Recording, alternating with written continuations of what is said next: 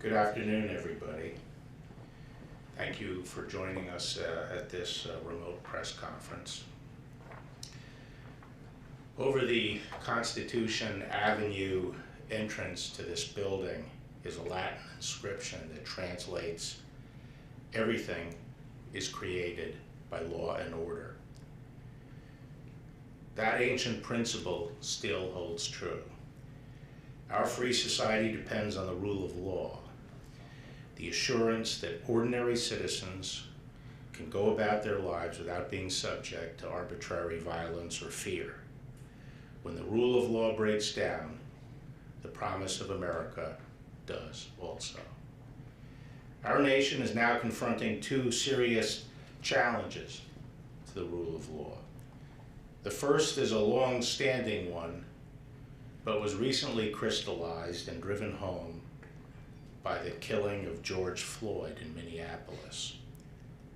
The video of the police conduct in this episode, as I said before, is harrowing. When you watch it and imagine that one of your own loved ones was being treated this way and begging for their lives, it is impossible for any normal human being not to be struck to the heart with horror. This matter is being pursued by both the state and the federal government. The state has filed already second-degree murder charges against one of the officers and aiding and abetting charges against the other 3 officers. As we typically do in cases such as this, the Department of Justice and the FBI is conducting a parallel and independent investigation into possible violations of federal civil rights laws. The President has directed me to spare no effort. We are coordinating our work with the Attorney General of Minnesota, and as a matter of comedy, the Department of Justice typically lets the state go forward with its proceedings first. This afternoon, our United States Attorney in Minnesota and the FBI Special Agent in charge of our Minneapolis field office, the FBI's field office, will attend a memorial service for Mr. Floyd. Today is a day of mourning, and the day is coming soon, I am confident, when justice will be served. George Floyd's death was not the first of its kind, and it exposes concerns that reach far beyond this particular case. While the vast majority of police officers do their job bravely and righteously, it is undeniable that many African Americans lack confidence in our American criminal justice system. This must change. Our Constitution mandates equal protection of the laws, and nothing less is acceptable. As the nation's leading federal law enforcement agency, the Department of Justice will do its part. I believe that police chiefs and law enforcement officials and leaders around the country are committed to ensuring that racism plays no part in law enforcement and that everyone receives equal protection of the laws.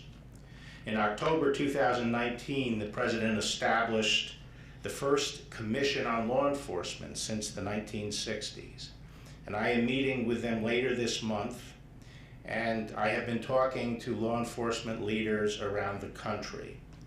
And in the weeks and months ahead, we will be working with community leaders to find constructive solutions so that Mr. Floyd's death will not have been in vain.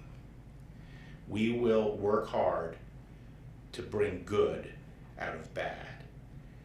Unfortunately, the aftermath of George Floyd's death has produced a second challenge to the rule of law. While many have peacefully expressed their anger and grief, others have hijacked protests to engage in lawlessness. Violent rioting, arson, looting of businesses and public property, assaults on law enforcement officers and innocent people, and even the murder of a federal agent. Such senseless acts of anarchy are not exercises of First Amendment rights. They are crimes designed to terrify fellow citizens and intimidate communities. As I told the governors on Monday, we understand the distinction between three different sets of actors here. The large preponderance of those who are protesting are peaceful demonstrators who are exercising their First Amendment rights. At some demonstrations, however, there are groups that exploit the opportunity to engage in such crimes as looting. And finally, at some demonstrations, there are extremist agitators who are hijacking the protests to pursue their own separate and violent agenda. We have evidence that Antifa and other similar extremist groups, as well as actors of a variety of different political persuasions, have been involved in instigating and participating in the violent activity. And we are also seeing foreign actors playing all sides to exacerbate the violence. The Department of Justice is working to restore order in the District of Columbia and around the nation. Here in Washington, we are working with the local police, the citizen soldiers of the National Guard, and other federal agencies to provide safety and justice. We have deployed all the major law enforcement components of the department on this mission, including the FBI, the ATF, the DEA, the Bureau of Prisons, and the U.S. Marshals Service. Their leaders are with me today and we'll be talking shortly. I thank all of these leaders and their components for working bravely and professionally to protect the district. I'm pleased to say that, especially over the last two nights, the demonstrations, while large, have been peaceful. The Justice Department is also working closely with our state and local partners to address violent riots around the country. Our federal law enforcement efforts are focused on the violent instigators. Through the FBI, U.S. Attorney's offices, component field offices, and state and local enforcement, we are receiving real-time intelligence, and we have deployed resources to quell outbreaks of violence in several places. I urge governors and mayors and other state and local leaders to work closely with the National Guard and with us. The federal government has thus far made 51 arrests for federal crimes in connection with violent rioting. We will continue to investigate, to make arrests, and to prosecute where warranted. When I was Attorney General in 1992, riots broke out in Los Angeles following the acquittal by the state of police officers accused of beating Rodney King. Ultimately, the Department of Justice, at my direction, filed federal civil rights charges against those officers. As President Bush assured the nation at that time, quote, "The violence will end, justice will be served, hope will return. The same is true today. The rule of law will prevail." Thank you. Now I'd like to introduce my colleague, Chris Wray, the director of the FBI, and I have to say, this is the FBI that I've had the pleasure of working with over the last few days, the FBI that I know and love, that have really stood up here and performed magnificently, not only here in DC, but around the country and in all their field offices. And their enforcement functions, their intelligence functions are now in full gear. And I'm confident that with the FBI's leadership, we are going to deal effectively with the criminals who are involved in extremist violence. Chris?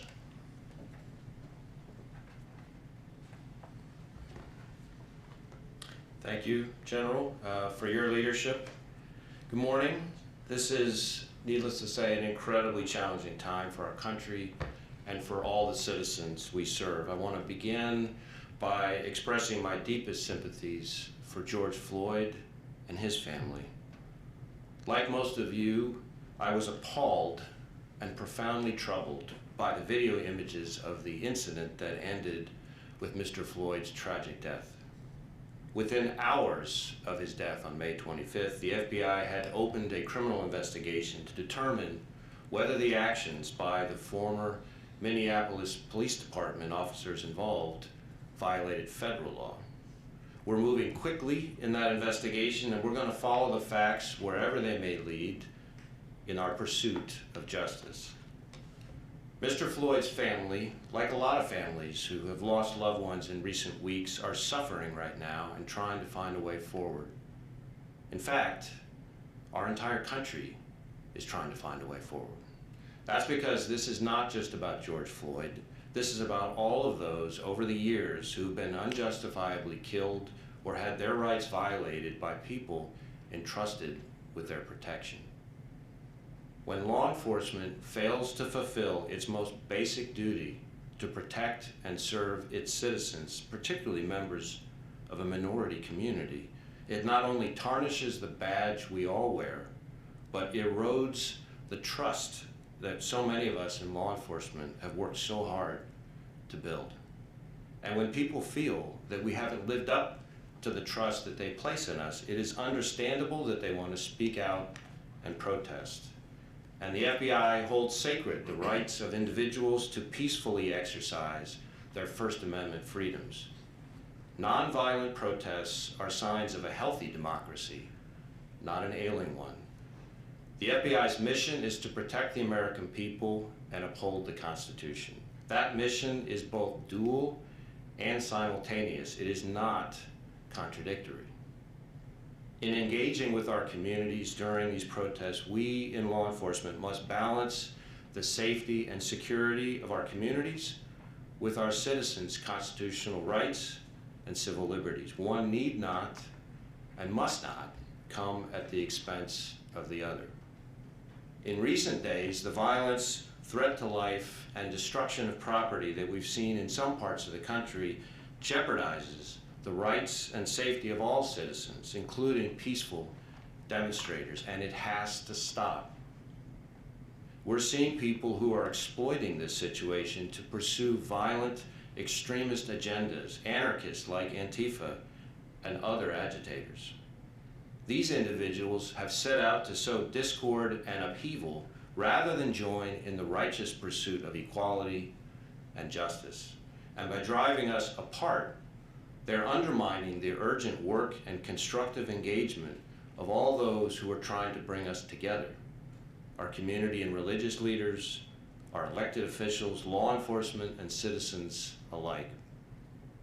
Many have suffered from the violence instigated through these radicals and extremists, including members of our own law enforcement family, officers killed or gravely injured while just doing their jobs, fulfilling their duty to the public by trying to keep everyone safe. To be clear, we are not in any way trying to discourage peaceful protesters. And to those citizens who are out there making your voices heard through peaceful, lawful protests, let me say this: we in law enforcement hear you. We have to make sure that our policing and our investigations are conducted with the professionalism and commitment to equal justice that you all deserve. But we are also committed to identifying, investigating, and stopping individuals who are inciting violence and engaging in criminal activity. So at the FBI, we're focusing our efforts on supporting our law enforcement partners with maintaining public safety in the communities we're all sworn to protect. We're making sure that we're tightly lashed up with our state, local, and federal law enforcement partners across the country by standing up 24-hour command posts in all of our 56 field offices. We've directed our 200 joint terrorism task forces around the country to assist law enforcement with apprehending and charging violent agitators who are hijacking peaceful protests. On a national level, we're soliciting tips, leads, and video evidence of criminal activities through our National Threat Operations Center, NTOC. And over the past few days, like the Attorney General, I've been speaking with law enforcement leaders in various parts of the country to ensure that we're providing the support they need and to let them know that in every community, the FBI stands ready to assist wherever we can. The relationships that we've built with our law enforcement and community partners are more important now than ever, because the reality is we can't do our jobs without the trust of the American people. I want to close by reiterating that the FBI will remain steadfast in its mission to protect the American people and uphold the Constitution. Protecting civil liberties and civil rights has been part of our mission since the days of the Civil Rights Movement. Those investigations are at the heart of what we do for the simple reason that civil liberties and civil rights are at the very heart of who we are as Americans. Before the Civil Rights Act of 1964, the federal government largely left protection of civil rights to state and local governments. And it took the Mississippi burning case and the Civil Rights Act for the federal government and the FBI to get off the sidelines and to begin to fully protect civil rights for all people of color. Since then, we've been working hard to identify and prevent hate crimes and to investigate abuses of power and authority. Our civil rights cases are among the most important work we do, and that will never change. Now, I will repeat today what I've long believed about the men and women of law enforcement. It takes an incredibly special person to willingly put his or her life on the line for a complete stranger. And to get up day after day after day and do that is extraordinary. And in these turbulent times, we won't forget the bravery of our law enforcement members who have risked life and safety to protect the public and keep the peace. But the difficulty of that job doesn't diminish the role we play in society, which is to protect and serve all citizens, no matter their race, creed, orientation, or station in life. And when we lose sight of those solemn obligations to the citizens we serve, the protectors can quickly become the oppressors, particularly for communities of color. As law enforcement, we're bound by an oath to serve all members of our community with equal compassion, professionalism, dignity, and respect. The American people should expect nothing less from us. Thank you.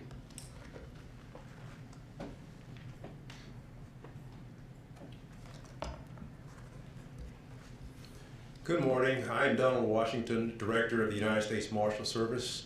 First of all, thank you, Attorney General Barr. Let me begin by specially noting that today marks the first of 3 days in which the family, friends, and the loved ones will host memorials to honor the life of George Floyd in Minnesota, North Carolina, and in Texas. On behalf of the men and women of the United States Marshals Service and personally, I extend my deepest sympathy and my heartfelt condolences to the family of George Floyd.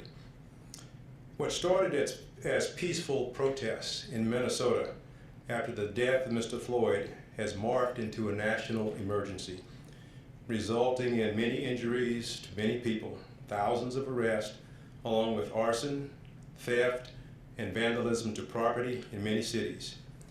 As of last night, U.S. Marshals report damage and vandalism to 21 federal courthouses located in 15 states and the District of Columbia. There has been damage and vandalism to many other federal properties. The U.S. Marshals Service is assisting other agencies in efforts to address violent disturbances that have occurred in the District of Columbia and in other cities around the United States. Peaceful protests are good for our country. This right should be respected by all persons, and this right absolutely deserves the full protection of officers of the law. Among our basic functions is the absolute duty to protect people who are exercising constitutional rights. However, rioters, arsonists, thieves, looters, and their protagonists are criminals. They have undermined peaceful and lawful demonstrations and protest. These criminals threaten our basic constitutional rights to life, liberty, and the pursuit of happiness, and they must be brought to justice. Since the earliest days, just after our nation's birth, U.S. Marshals have worked to ensure the rule of law by making sure that the federal judiciary and the federal judicial process operate unfettered and unintimidated. We have also worked tirelessly over the years to bring thousands and thousands of fugitives to justice, and today one of our primary missions is to find and protect endangered children. In the last week, U.S. Marshals have coordinated with U.S. attorneys and state, local, and federal partners to protect protesters and to address the criminal acts of others. Deputy U.S. Marshals are assisting with and conducting criminal investigations required by the criminal acts of persons who are instigating and causing violence against persons and property, where such acts violate federal laws. Working with our local law enforcement partners, we are also securing federal properties threatened by criminal acts and protecting persons from the violent acts of others. I believe strongly that this special mission is important to our democracy. We will protect those who are engaged in lawful protests, but we will arrest those who commit felonies in our presence. We are working violent crime warrants and investigating gang activities that incite riots or terrorism.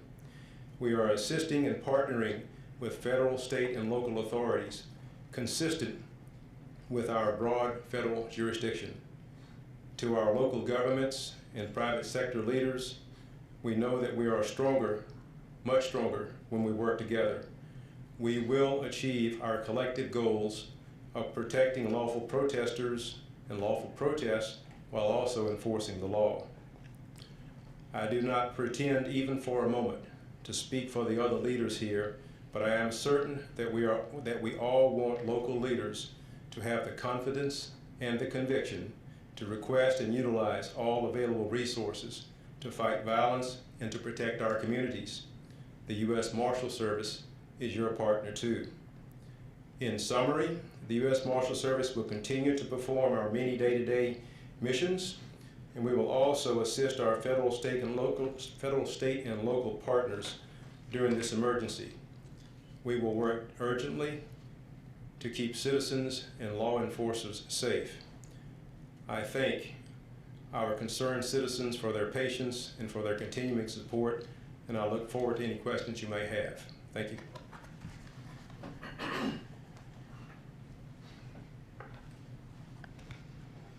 Good afternoon.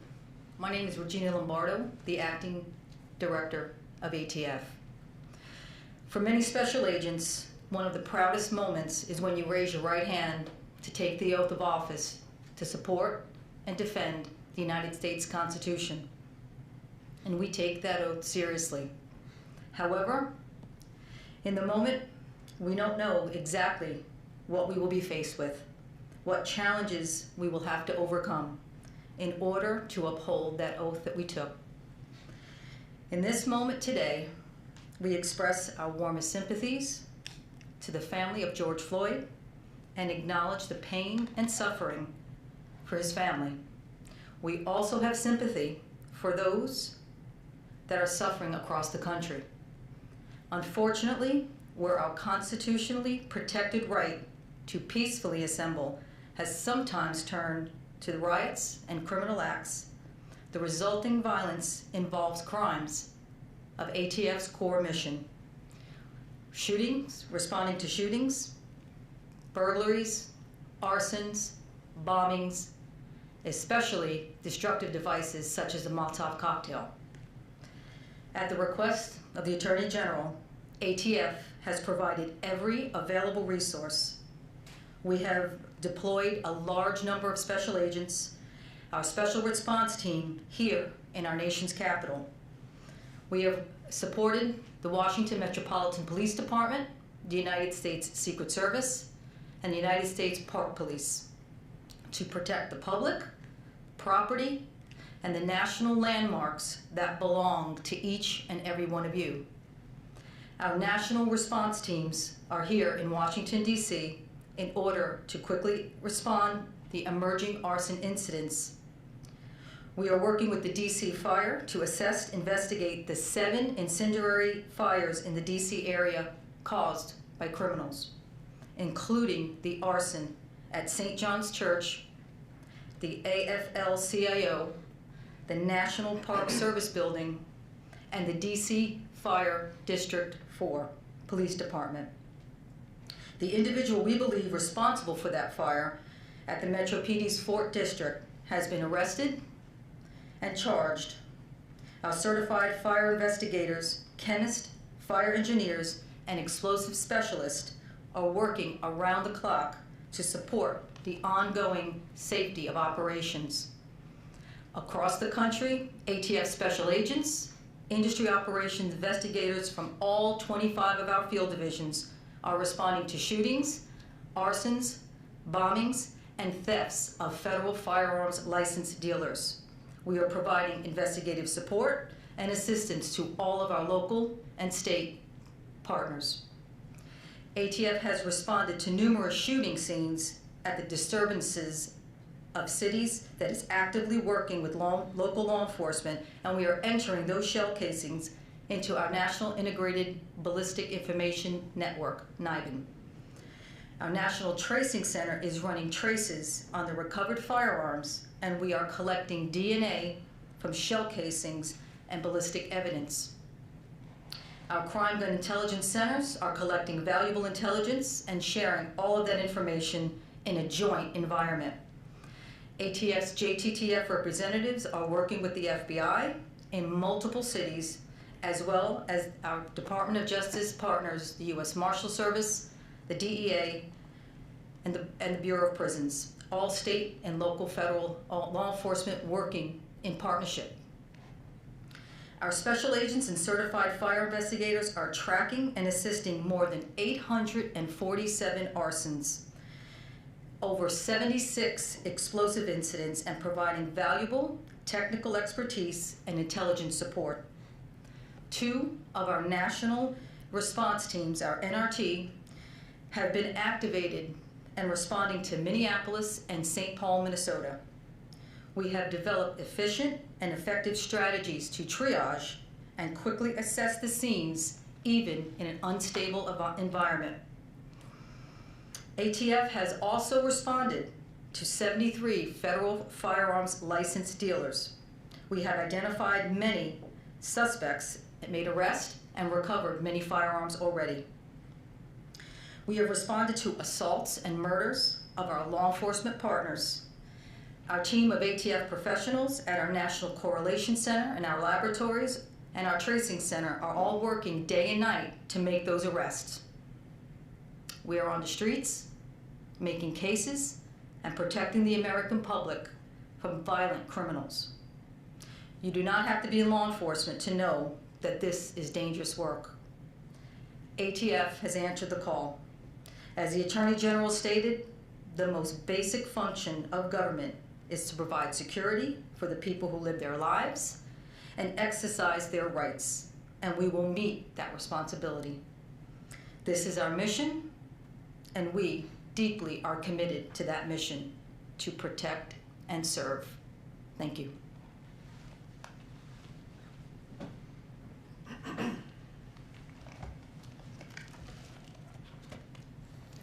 Good morning. My name is Michael Carval, the Director of the Federal Bureau of Prisons. The Bureau of Prisons staff are federal law enforcement officers who are often called upon to assist during crisis situations within our communities.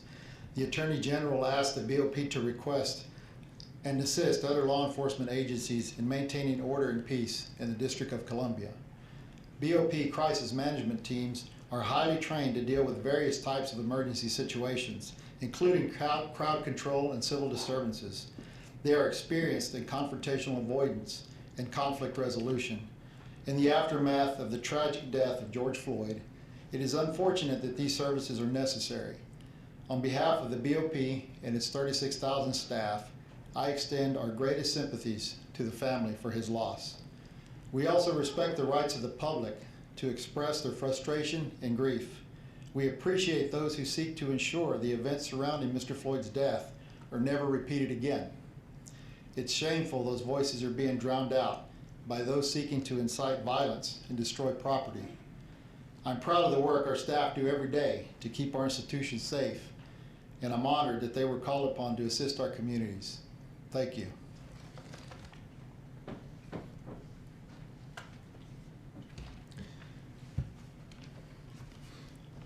My name is Tim Shea. I'm the acting administrator of the Drug Enforcement Administration, and I'm honored to represent the brave men and women of the DEA and to share with you the important work our special agents have been performing these last few days. But first, I'd like to join the Attorney General and take a moment to express my sincere condolences on behalf of myself and the men and women of the DEA to the family and friends of George Floyd, as well as to all those who mourn his passing.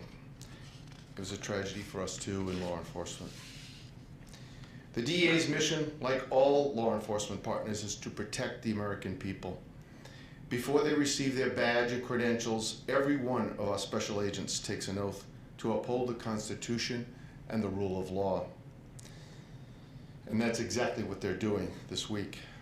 As is the case with other significant events, our agents have been authorized to respond as needed to violations of federal law. And I'm proud of what our agency has done to assist our state and local partners to ensure that those who wish to peacefully protest may do so in safety and without fear of violence. While these events have been largely peaceful, agitators continue to attempt to sow chaos. We've recovered weapons. We've had rocks thrown at our vehicles. And our agents, along with other law enforcement partners, have endured the continual verbal assaults. And during that time, our agents have acted professionally and admirably under these very difficult conditions. DEA special agents are providing security, conducting threat assessments, sharing that information on potential violations of federal law in real time. In addition, DEA continues to investigate drug-related crimes, including the theft of controlled substances from looted pharmacies, which is happening here in the District of Columbia and across the country. In the National Capital Region, approximately or over 150 DEA special agents have partnered with the Metropolitan Police Department at their request and the National Guard to enforce security posts and maintain a secure perimeter in designated areas. DEA has also provided over 11 mobile response teams, SRT teams, who are prepared to respond to high-risk situations and other requests for assistance, including medical services. DEA owes much of its success in enforcing our nation's drug laws to the assistance provided by the very federal, state, and local partners that need our help now. Every DEA agent out on the street helps free up one of our local law enforcement counterparts, in the case of Washington, the MPD, to carry out their policing functions and protect the public. DEA is committed to providing that support as long as it's needed, requested, and authorized. Our country was founded upon basic principles and rights, and chief among them is the right of free speech and the right to assemble peaceably. We're supporting those rights and the peaceful demonstrators by ensuring their voices can be heard and that those seeking to exploit this situation are held to account. Thank you.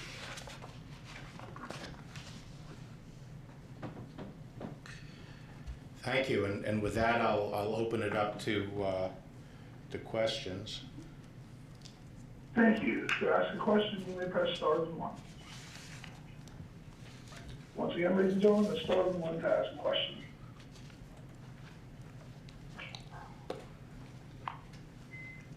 And today's first question comes from Pete Williams with NBC News. Please go ahead. Thank you, Mr. Attorney General. Washington, D.C. has a lot of experience in dealing with large, complex events that include protests like the inauguration or meetings of the World Bank. Why did you think it was necessary for you to take command of this, and where does that authority come from?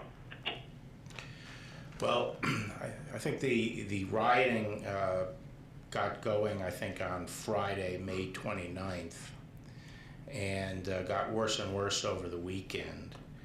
It culminated or came to a crescendo over the weekend on Sunday evening right around the White House on H Street on the northern side of Lafayette Park.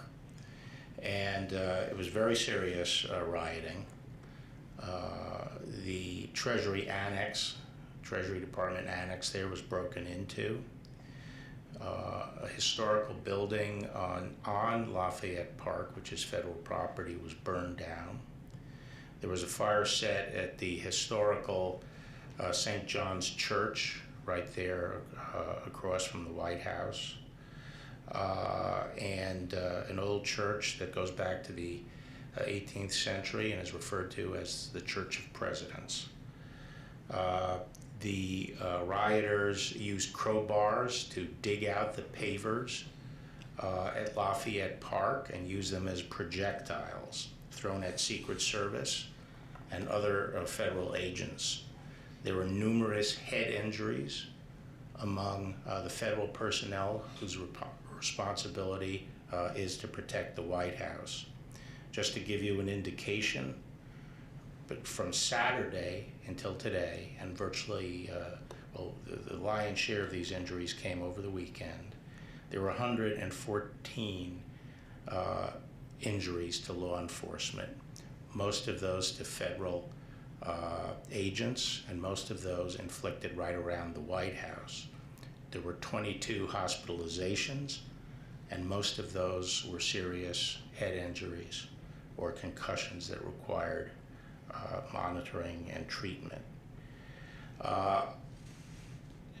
On Monday, the president asked me to coordinate the various federal law enforcement agencies, not only the multiple Department of Justice agencies, but also other agencies such as those in the Department of Homeland Security.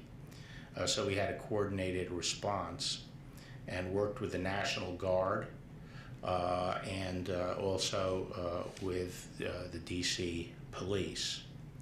That morning, we decided that we needed more of a buffer to protect the White House and to protect our agents and Secret Service personnel who could be reached by projectiles from H Street.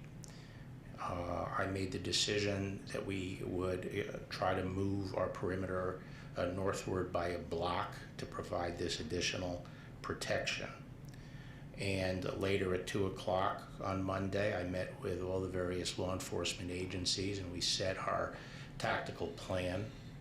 And that plan involved moving our perimeter a block north to I Street. It was our hope to be able to do that relatively quickly before many demonstrators appeared that day. Unfortunately, because of the difficulty in getting appropriate forces and units into place, by the time they were able to move our perimeter up to I Street, there had been a large number of protesters had assembled on H Street. There were projectiles being thrown, and the group was becoming increasingly unruly, and the operation, they were asked 3 times if they would move back 1 block. They refused, and we proceeded to move our perimeter out to I Street. It is true that the Metropolitan Police have a lot of experience in dealing with demonstrations, but we have a lot of federal this is the federal city. It's the seat of the federal government.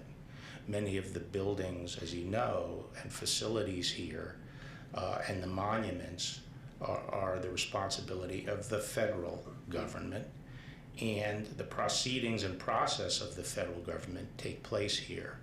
And so when you have a large-scale civil disturbance that is damaging federal property, threatening federal property, threatening federal law enforcement officers, threatening the officials in government and their offices and our great monuments. It is the responsibility of the federal government to render that protection, and we do so in close coordination with the Metropolitan Police Department. Fortunately, later that evening on Monday, after we did establish a buffer zone, we were able to finish that day without further significant violence from the demonstrators. And then the following 2 days were peaceful. The assemblies and the protests were peaceful. So we're pleased with that. We're working closely with the Metropolitan Police to plan out the remainder of the week. Next question. Our next question comes from Pierre Thomas with NBC News. Please go ahead. Good afternoon, Attorney General Barr. A couple of very good questions for you, if I may. Yesterday, the department charged 3 members of the group, or associated with the group Boogaloo, a far-right extremist group, known as a far-right extremist group. Is it important in your remarks and thoughts to point out all the different groups that are involved in this type of violent activity? And then the second question is, do you have any concerns that law enforcement could have perhaps been more surgical in how they operated on Monday? And many of the people who were moved forcibly were peaceful protesters, sir. Well, I do think it's important to point out the witch's brew that we have of extremist individuals and groups that are involved, and that's why in my prepared statement I specifically said, in addition to Antifa and other extremist groups like Antifa, there were a variety of groups and people of a variety of ideological persuasions. So I did make that point. I'm not going to get too specific, but the intelligence being collected by our U.S. Attorney's Office, particularly integrated by the FBI from multiple different sources, is building up.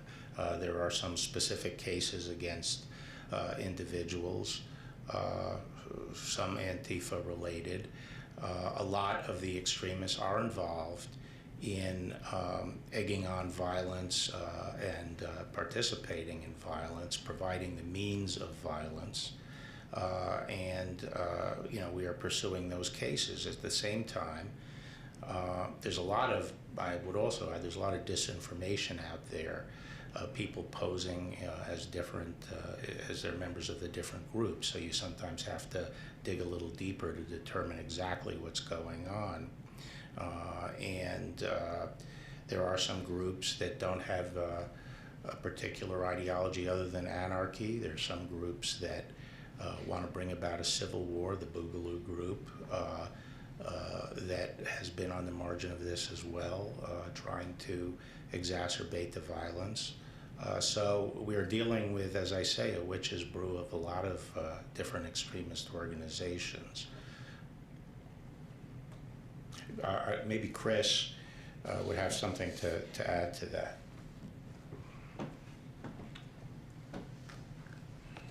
Sure. I mean, let me say first, as I've said for quite some time, and including even my first few months in the job, we, the FBI, have quite a number of ongoing investigations of violent anarchist extremists, including those motivated by an Antifa or Antifa-like ideology, and we categorize and treat those as domestic terrorism investigations and are actively pursuing them through our joint terrorism task forces. In the course of the current unrest, while the majority of the protesters are peaceful, there are certainly instigators, agitators, and opportunists seeking to exploit these demonstrations to commit violence or rioting. And exactly who these people are, who's driving them, what tactics they use, varies widely sometimes from city to city, sometimes even from night to night.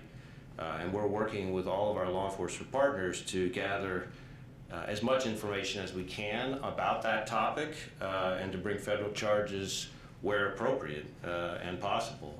So we're about the violence. We're not about the ideology, and it doesn't matter what your ideology is. If you commit violence or rioting or acts that we would consider terrorism, we're going to pursue it. The second part of your question, Pierre, I mean, one of the difficulties is that while there are peaceful demonstrators and participants in these protests, it is the instigators, those committed to violence, basically shield themselves by going among them and carrying out acts of violence. Those projectiles, I saw the projectiles on Monday when I went to Lafayette Park to look at the situation. And as one of the officials said, that he pointed out various knots of people where the projectiles were coming from, and we could see, and it was a lot of demonstrators, and it's hard to know exactly where they're coming from. Frequently, these things are thrown from the rear of the demonstration. But we could not continue to protect the federal property involved and protect the safety of our agents with such a tight perimeter, and so our object was to move it out by 1 block. The next question, please. Our next question comes from David Spunk with Fox News. Please go ahead. Hello, Mr. Attorney General. Yesterday, your colleague over at the Department of Defense, Secretary Esper, expressed some regret in the way that things were handled at Lafayette Park, Lafayette Square, posing in a picture with President Trump, said he wants to stay apolitical, stay out of things. As you mentioned, you had this job in 1992. You saw this during the Rodney King riots. What do you think about politics, and do you believe that you're being too political in this by standing in a picture with the president in front of the church? What is your take on this compared to what Secretary Esper said? Yeah, I don't know what he was conveying there. Obviously, my interest was to carry out the law enforcement functions of the federal government and to protect federal facilities and federal personnel, and also to address the rioting that was interfering with the government's function. And that was what we were doing. I think the president is the head of the executive branch and the chief executive of the nation, and should be able to walk outside the White House and walk across the street to the Church of Presidents. I don't necessarily view that as a political act. I think it was entirely appropriate for him to do. I did not know that he was going to do that until later in the day, after our plans were well underway to move the perimeter. So there was no correlation between our tactical plan of moving the perimeter out by 1 block and the president's going over to the church. The president asked members of his cabinet to go over there with him, the 2 that were present, and I think it was appropriate for us to go over with him. Next question. Thank you, sir. Our next question comes from Mike Balsamo with the Associated Press. Please go. Thank you, Mr. Attorney General. Can you expand a little bit on your comments that foreign actors are responsible or working to exploit all sides here? And do you believe that's an organized disinformation effort from a foreign government? And have you identified, which countries are responsible for that? And then I have a separate question for Director Carbajal, if I could, right after that. Okay. I might ask Chris if he cares to provide a little more detail. I'm not sure how much detail we want to get into, but people shouldn't think that countries that are hostile to the United States, that their efforts to influence the U.S. or weaken the U.S. or sow discord in the U.S. is something that comes and goes with the election cycle. It is constant. And they are constantly trying to sow discord among our people. And there's a lot of disinformation that circulates that way, and I believe that we have evidence that some of the foreign hackers and groups that are associated with foreign governments are focusing in on this particular situation we have here and trying to exacerbate it in every way they can. Unless Chris has something to add, I can turn it over to, yeah. Not a whole lot that I can say here, other than to say that it is unfortunately not unusual for foreign actors to choose to try to amplify events in this country to sow divisiveness and discord, and in particular through the use of state-associated media from some of those countries, but also social media provides a bullhorn or an amplifier to gin up more controversy where controversy may already exist, and to try to generate upheaval in that regard. And those foreign actors should know that we're watching it extremely closely and are prepared to act if necessary. And what's your question for Mr. Carvajal? Director, can you address some concerns that have been raised in the last few days about the BOP, specifically that some officers stationed around D.C. Have said that they've been specifically told not to tell people that they work for the federal government? And last night we learned an inmate at the MDC in Brooklyn had died after officers used pepper spray on him after he barricaded himself. Do you have concerns there that non-lethal force resulted in someone's death?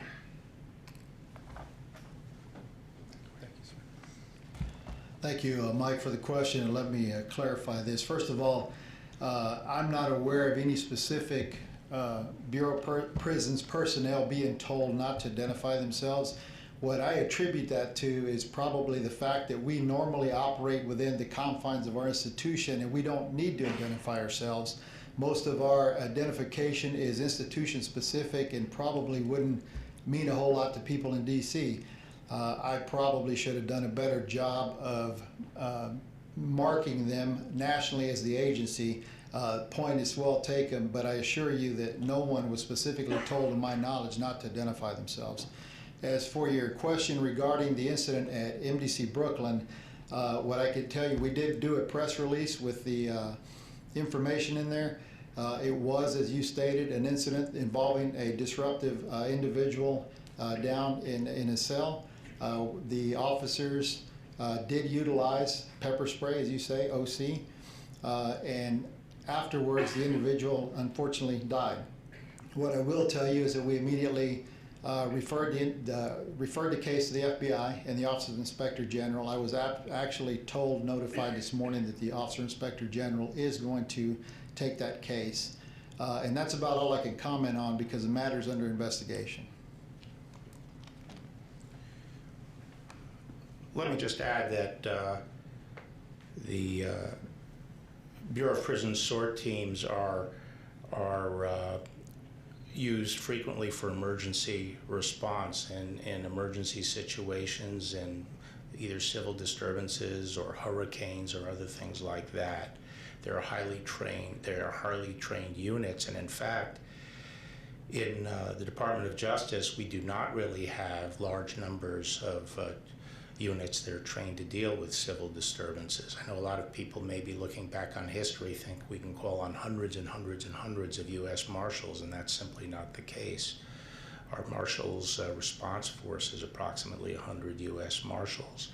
And so historically, when there have been emergencies where we have to respond with people who do have experience in these kinds of emergencies, they're highly trained people.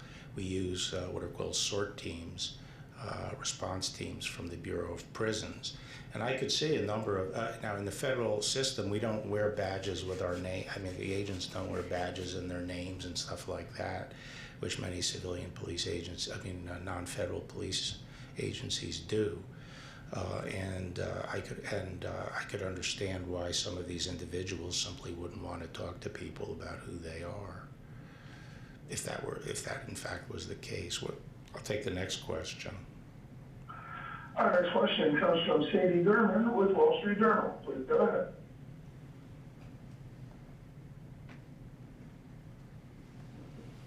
Katie, your line is open now. Can you hear me? Yeah. Hi there. Hoping you can explain how exactly you coordinate the National Guard deployment and movement in and around Washington with those of various federal law enforcement agencies. Is it you who communicates the orders to them, and how does that work? No, well, it largely depends who they're supporting at that time. Some of the National Guard were supporting the Metropolitan Police Department, and some of them would be out beyond the White House perimeter, working the streets with MPD. So they would be tactically attached there. Others, we asked the National Guard to protect federal monuments, and so a number of the units, maybe even, I won't speculate about a majority, but a lot of the units were dispersed around the city to protect federal monuments or particular federal facilities. Those that were within the White House area and were part of protecting the White House and Lafayette Park area were under the direction of the tactical commanders in that area. But in terms of requesting the resources and asking for their assistance, that was ultimately my responsibility of ensuring that the National Guard that we needed to support law enforcement and support the district were brought to bear. Next question. Yes, sir. Our next question comes from Katie Benner with New York Times. Please go ahead. Hi, Mr. Attorney General. Thank you so much for doing this press conference. I have two questions, but the most important is probably I'd like to ask you about your thoughts on police abuse of power. Last year at a law enforcement conference, you said that such abuse reflected bad apples more than systemic breakdowns. But today you said George Floyd's death is not the first of its kind. While the vast majority of officers do their jobs bravely and righteously, it's undeniable that many African Americans lack confidence in the criminal justice system. So has your thinking on whether we're looking at a systemic issue or not shifted over time? No, my views haven't shifted recently. And what you quoted, I think is consistent. And you were addressing, the use of excessive force. Is that right, Katie? Is that what you were addressing, or were you talking about? Yes, excessive force, the police abuse, yes. Yeah, I do think that those who engage in excessive force that involves, remember federal civil rights laws address willful use of excessive force, and those that engage in that kind of activity, I think, are a distinct minority. And I think the overwhelming number of police officers try conscientiously to use appropriate and reasonable force. And then my second question was just, it seems that we're ratcheting up in the district the tools and the power of the federal response, giving DEA, BOP, for example, the power to make arrests. I'm wondering why that's happening now, because it seems that the streets have been relatively calm and there's no curfew tonight. And I think that decision was made by the mayor because she has confidence that we've sort of returned to order. Well, actually, after assessing the situation last night toward the end of the evening, that is late in, or maybe early in the morning, I felt that we could afford to collapse our perimeter and eliminate some of the checkpoints and so forth, and take a little bit of a more low-profile footprint for a couple of reasons. Number one, I think that we have seen a sharp reduction in violent episodes and peaceful demonstrations, and our hope and expectation is that those will continue. And also because we now have on hand sufficient resources, we feel, to deal with that contingency if violence increases.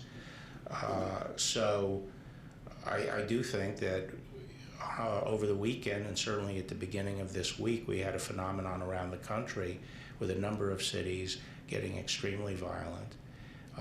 A lot of officers have been hurt around the country, a lot of victims, a lot of property damage. And as I said, on Sunday, it was probably the peak of violence in D.C., and on Monday, we were still facing very large demonstrations that were belligerent and throwing projectiles, although the evening ultimately ended more peaceably. So as I told the governors on Monday, it's very important to use sufficient forces, law enforcement, to establish law and order in a city when you have riots running. If you use insufficient resources, it's dangerous for everybody. It's dangerous for the officers, it's dangerous for the protesters, it's dangerous for the population, because things can easily get out of control and you lose control of events. That's what riots are.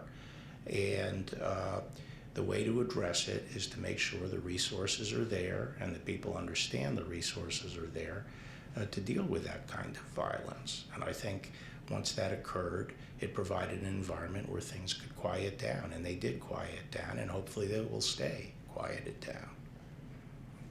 Next. Okay. I think that was it. I appreciate everyone's attendance. And I again want to appreciate the hard work done by all the men and women in the Department of Justice and the Justice Department components and their leaders. Thank you. Thank you all for attending today's presentation. You may now disconnect your lines and have a wonderful day.